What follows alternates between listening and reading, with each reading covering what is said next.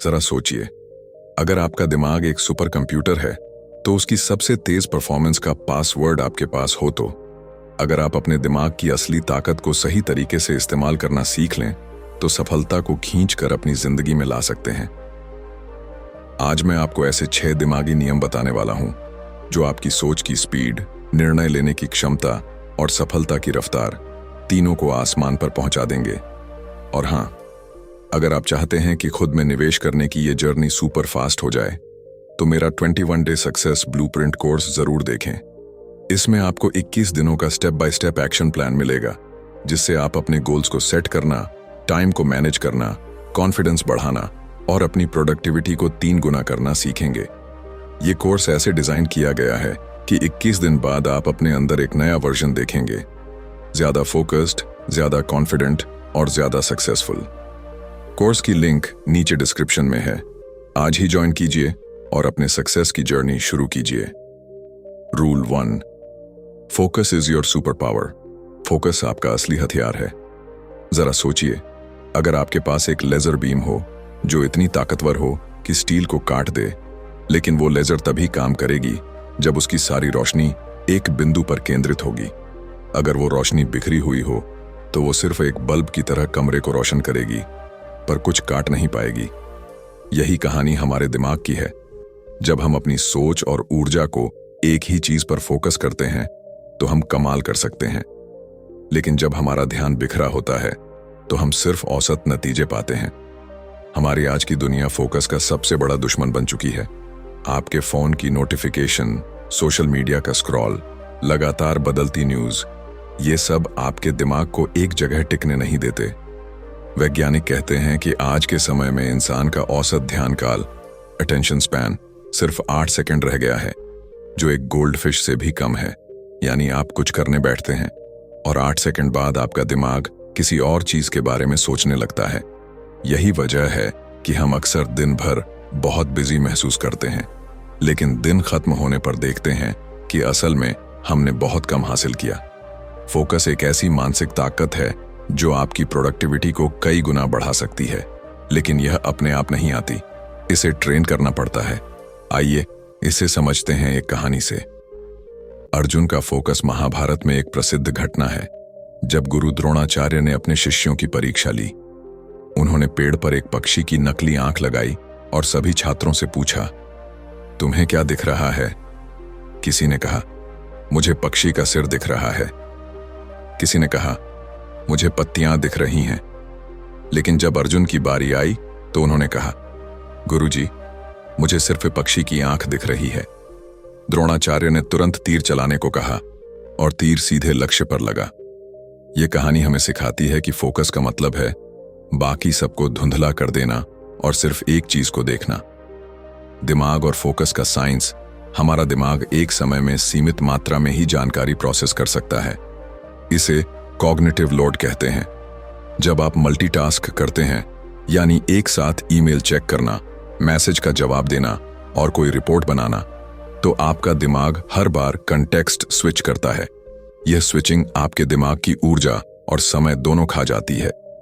Research कहती है कि बार बार ध्यान बदलने से आपकी परफॉर्मेंस 40% तक गिर सकती है और गलती की संभावना 2 गुनी हो सकती है। न्यूरोसाइंटिस्ट बताते हैं कि फोकस के पीछे प्रीफ्रंटल कॉर्टेक्स का बड़ा रोल है। यह दिमाग का वह हिस्सा है जो निर्णय लेने, लक्ष्य तय करने और ध्यान केंद्रित करने के लिए जिम्मेदार है। जब आप किसी काम पर पूरी तरह ध्यान लगाते हैं तो आपका दिमाग फ्लो स्टेट में चला जाता है, यानी आप समय भूल जाते हैं, थकान महसूस नहीं होती और आपकी क्रिएटिविटी चरम पर होती है।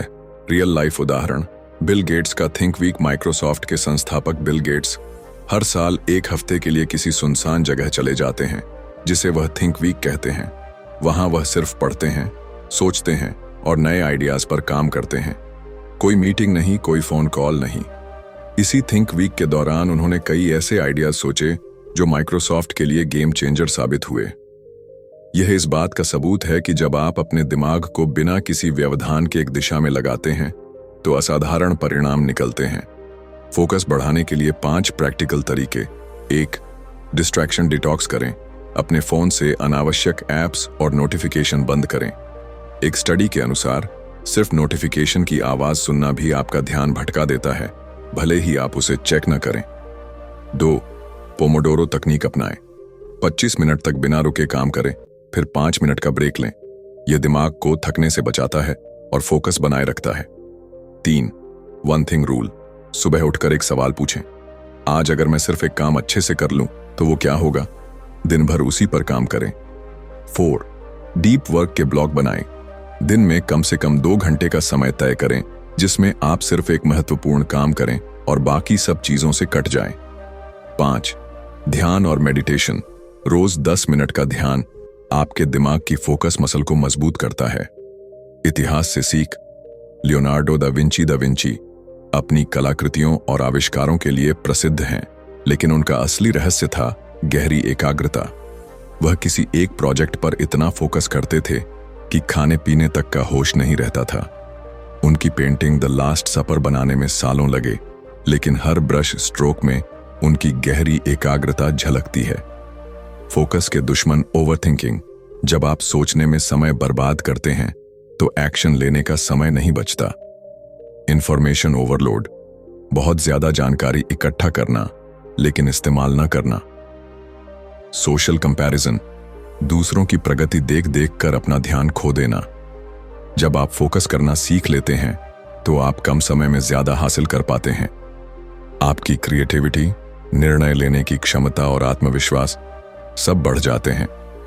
लोग आपको लकी समझेंगे, लेकिन असल में यह आपका फोकस होगा जो आपको आगे ले जाएगा। Rule 2. Rest is not laziness. आराम आलस नहीं है। क्या आपने कभी सोचा है कि मोबाइल का बैटरी इंडिकेटर 10% पर पहुंच जाए तो आप क्या करते हैं? आप उसे चार्ज में लगाते हैं, है ना? लेकिन जरा सोचिए, अगर आप उस मोबाइल को लगातार यूज करते रहें चार्ज किए बिना, तो क्या होगा? वो बंद हो जाएगा। अब यही सवाल अपने आप से पूछिए, जब आपका दिमाग और शरीर थक जाते हैं तो आप क्या करते हैं? अफसोस, ज्यादातर लोग अपने मानसिक बैटरी को चार्ज करने की बजाय उसे जबरदस्ती चलाते रहते हैं। फिर थकान, चिड़चिड़ापन और प्रोडक्टिविटी में गिरावट आना तय है। इसलिए याद रखिए, आराम आलस नहीं है, बल्कि आपके ब्रेन और बॉडी की सबसे जरूरी जरूरत है। हम एक ऐसी दुनिया में जी रहे हैं जहां बिजी होना एक तरह का स्टेटस सिंबल बन चुका है। लोग कहते हैं, मैं बहुत बिजी हूं, जैसे यह उनकी कामयाबी का सबूत हो। लेकिन असलियत यह है कि बिना आराम किए लगातार काम करना न तो स्मार्ट है और न ही प्रोडक्टिव। यह वैसा ही है जैसे कोई बिना ब्रेक के कार चलाए, इंजन गर्म हो जाएगा और आखिर में बंद पड़ जाएगा। इंसानी दिमाग और शरीर को भी रिचार्ज की जरूरत होती है। दिमाग और आराम का साइंस। दिमाग हमारी सोच से कहीं ज्यादा ऊर्जा खर्च करता है। हमारी बॉडी की कुल एनर्जी का लगभग 20% सिर्फ ब्रेन यूज करता है, भले ही उसका वजन हमारे शरीर का सिर्फ 2% हो।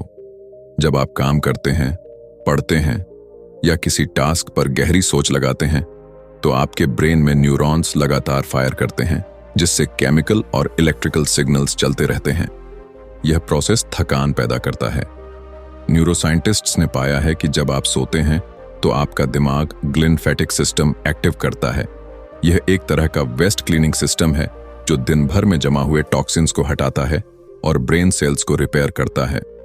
इसका मतलब है कि नींद के दौरान आपका दिमाग न सिर्फ आराम करता है बल्कि खुद को रीबिल्ड करता है। अगर आप नींद को नजरअंदाज करते हैं तो आपकी मेमोरी कमजोर होगी, इमोशंस अस्थिर होंगे और डिसीजन लेने की क्षमता गिर जाएगी। यही वजह है कि नींद की कमी से काम की क्वालिटी घट जाती है, चाहे आप कितने भी घंटे क्यों ना काम करें। थॉमस एडिसन और पावर नैप्स। थॉमस एडिसन को इतिहास के सबसे महान आविष्कारकों में गिना जाता है। उनकी वर्कहोलिक इमेज सबको पता है, लेकिन एक कम झांत तथ्य यह है कि एडिसन पावर नैप्स के मास्टर थे। वे अपने वर्कशॉप में एक रिक्लाइनिंग चेयर रखते थे और जब भी उन्हें लगता कि दिमाग थक रहा है, वे तुरंत कुछ मिनटों के लिए झपकी लेते थे। यह छोटा सा आराम उनके दिमाग को फिर से क्रिएटिव मोड में ले आता था। आज के समय में गूगल और नाइकी जैसी कंपनियां भी अपने ऑफिस में नैप रूम्स बनाती हैं, क्योंकि रिसर्च ने साबित किया है कि 20-30 मिनट की पावर नैप प्रोडक्टिविटी, क्रिएटिविटी और अलर्टनेस को कई गुना बढ़ा सकती है। ऐतिहासिक सबक। लियोनार्डो दा विंची और polyphasic sleep. Leonardo da Vinci, जो कला और विज्ञान के उस्ताद थे, अपने नींद के पैटर्न को अलग तरीके से मैनेज करते थे। वे दिन में कई बार छोटे छोटे ब्रेक लेते थे, जिससे उनका दिमाग हमेशा तरोताजा रहता था। इस तरीके को पॉलीफेजिक स्लीप कहते हैं और इसे अपनाकर उन्होंने कला और इंजीनियरिंग के ऐसे ऐसे चमत्कार किए जो आज भी हैरान करते हैं। आराम को गलत समझने की गलती कई लोग सोचते हैं कि आराम करना यानी आलस करना, लेकिन इसमें अंतर है। आलस जिम्मेदारी से भागना, बिना कारण काम टालना। आराम जरूरी रिचार्ज, ताकि आप बेहतर प्रदर्शन कर सकें। फर्क समझना जरूरी है, क्योंकि अगर आप आराम को आलस समझकर टालेंगे तो आप ओवरवर्क होकर अपनी परफॉर्मेंस को मार देंगे। रिसर्च क्या कहती है? नासा की एक स्टडी ने पाया कि 26 मिनट की पावर नैप से पायलट्स की परफॉर्मेंस में 44% और अलर्टनेस में 54% तक सुधार हुआ। हार्वर्ड मेडिकल स्कूल ने दिखाया कि अच्छी नींद लेने वाले लोग जटिल समस्याओं को हल करने में 33% बेहतर होते हैं। आराम का सही इस्तेमाल। Practical tips. 1. स्लीप स्केड्यूल बनाएं। हर दिन एक ही समय सोएं और उठें, ताकि आपके ब्रेन को रूटीन मिल सके। 2. 90 मिनट वर्क साइकिल्स। दिमाग एक बार में लगभग 90 मिनट तक हाई फोकस काम कर सकता है, फिर 10-15 मिनट का ब्रेक लें। 3. पावर नैप्स का इस्तेमाल करें।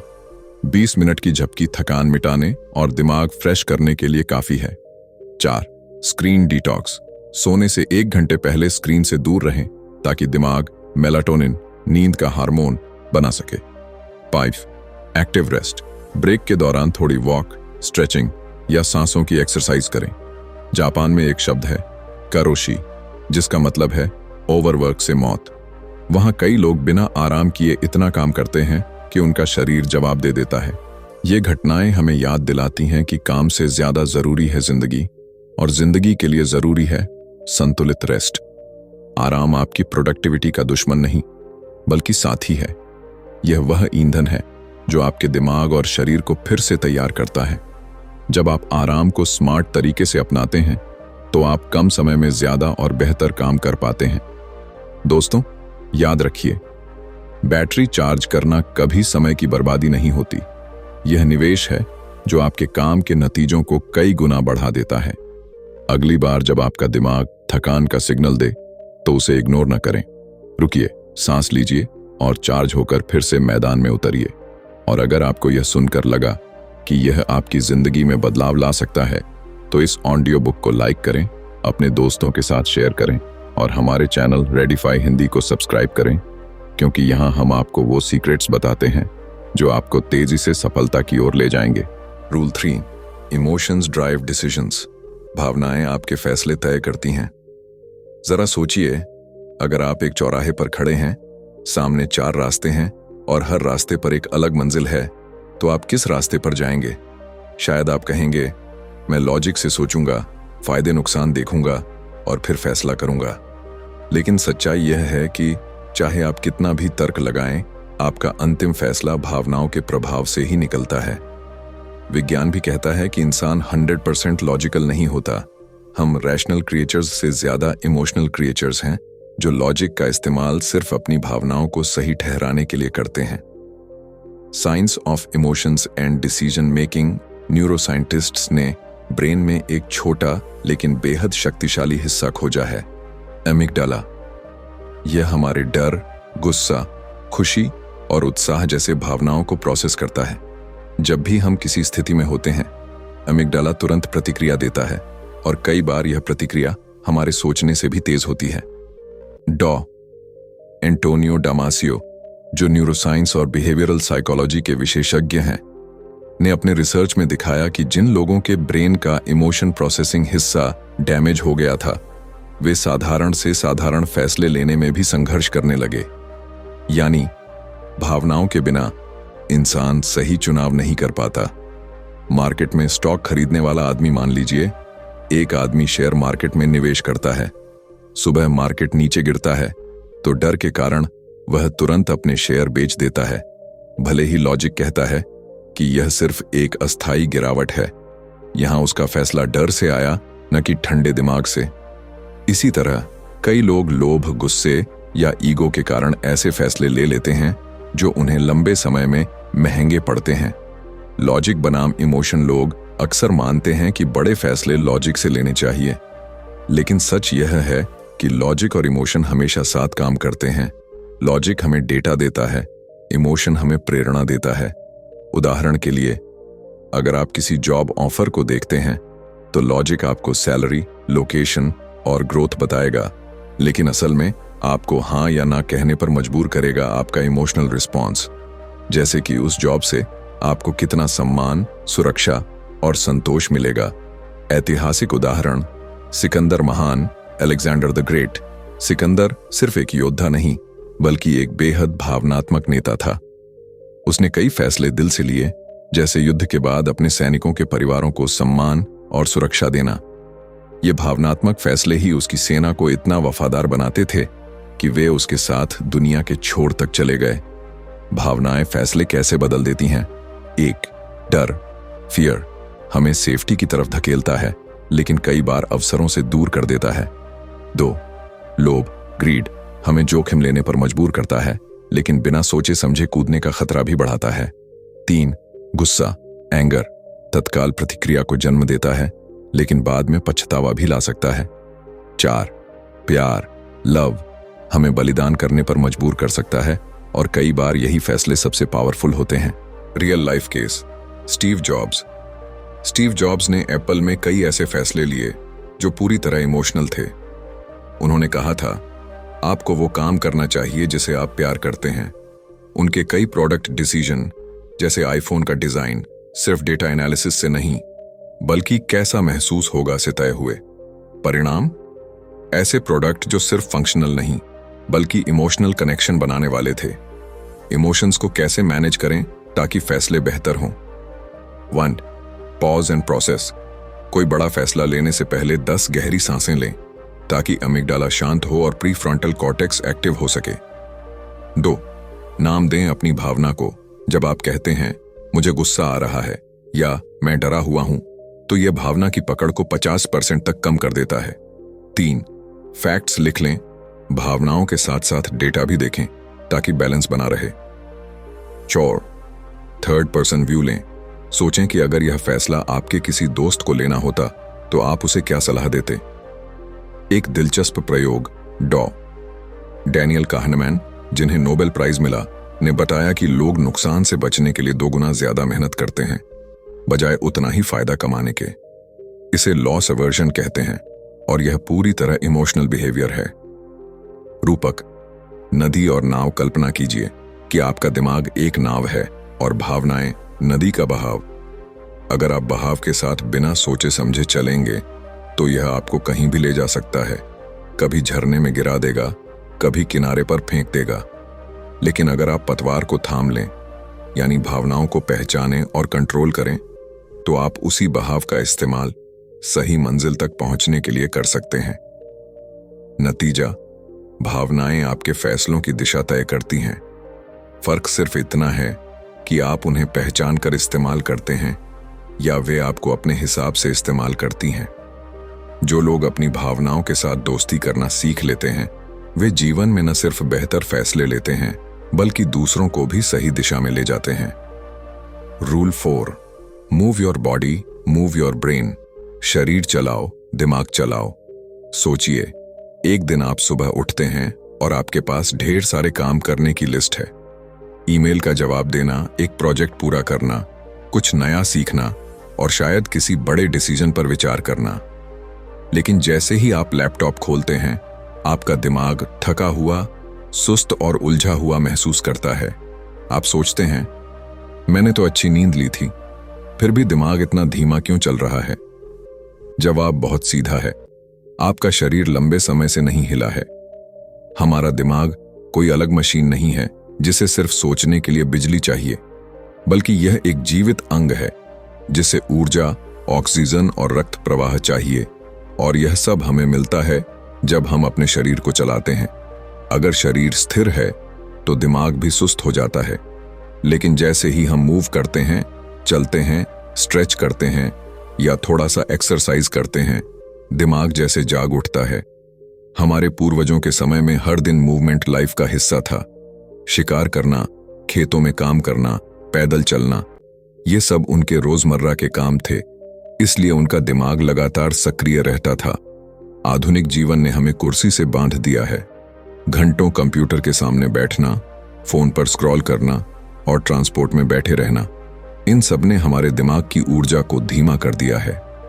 रिसर्च बताती है कि जब आप मूव करते हैं तो आपके ब्रेन में ब्लड फ्लो और ऑक्सीजन सप्लाई बढ़ जाती है, जिससे आपकी सोचने, याद रखने और समस्या सुलझाने की क्षमता तेज हो जाती है।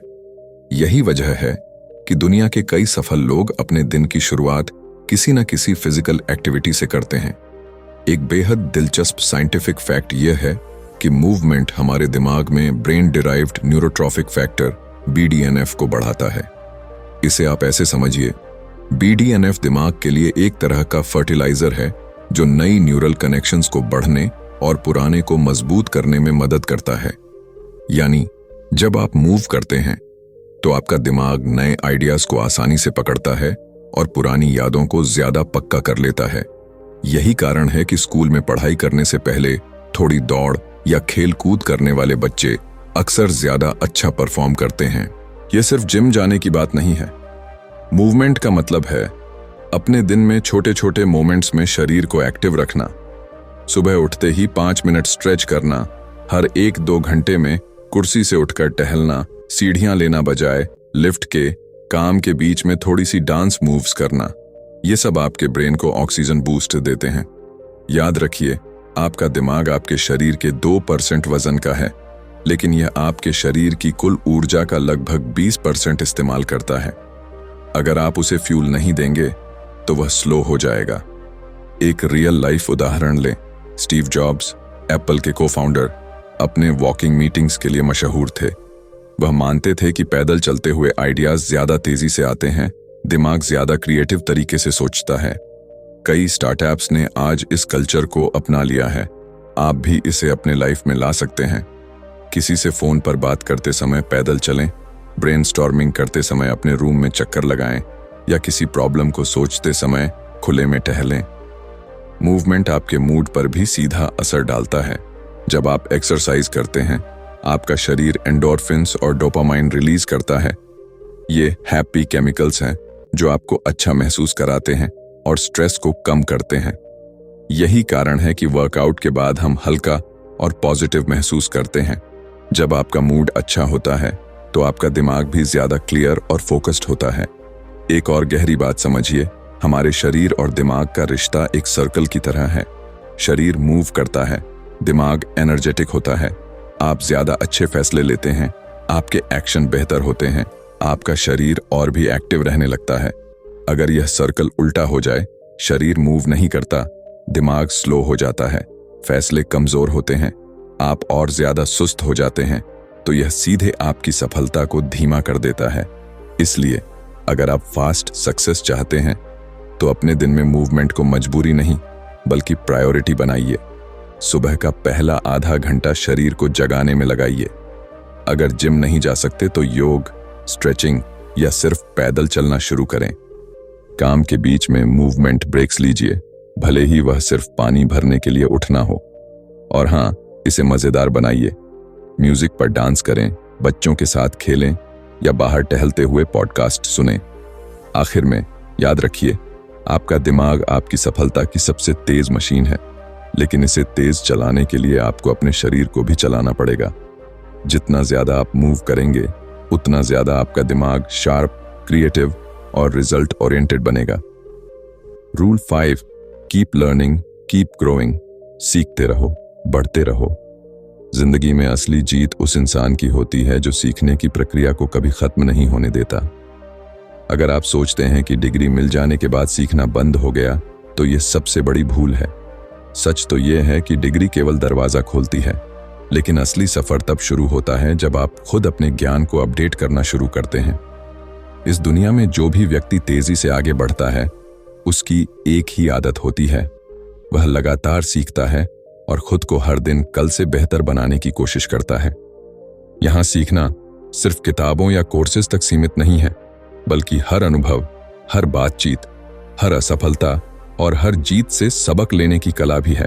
अगर आप गौर करें तो दुनिया के सबसे सफल लोग, चाहे वो इलॉन मस्क हों, वॉरेन बफेट हों या एपीजे अब्दुल कलाम, इन सबकी एक समान आदत है, सीखना कभी बंद मत करो।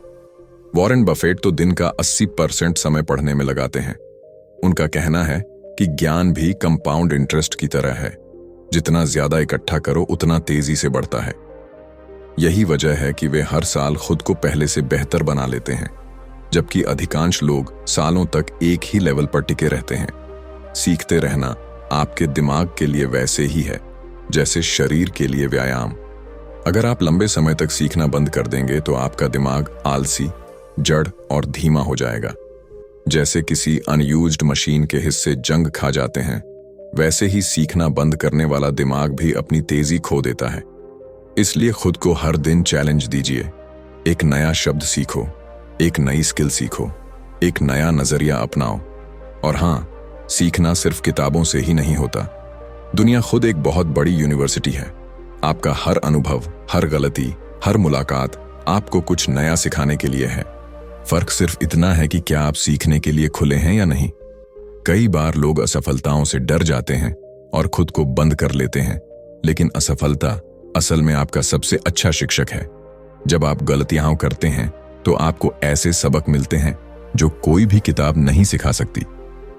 फर्क बस इतना है कि आप उनसे सीखते हैं या नहीं। अब बात आती है, सीखते कैसे रहें। इसका सबसे आसान तरीका है जिज्ञासा बनाए रखना।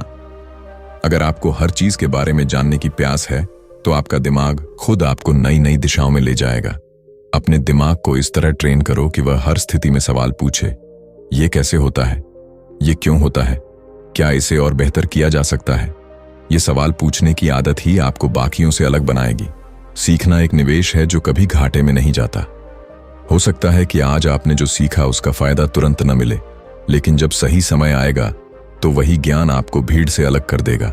सोचिए, अगर आपने 5 साल पहले कोई नई स्किल सीखी होती, मान लीजिए पब्लिक स्पीकिंग या डिजिटल मार्केटिंग, तो आज आप कहां होते। यह सोच आपको याद दिलाती है कि सीखना कभी टालना नहीं चाहिए, क्योंकि समय बीतने के बाद पछतावा करने का कोई मतलब नहीं होता। इसके अलावा सीखना आपको बदलाव के साथ एडजस्ट करना भी सिखाता है। दुनिया में सबसे बड़ा स्थायी नियम यही है कि सब कुछ बदलता है। टेक्नोलॉजी बदल रही है, मार्केट बदल रहा है, लोगों की सोच बदल रही है। जो इंसान इन बदलावों के साथ सीखकर खुद को अपडेट नहीं करता, वह पीछे छूट जाता है।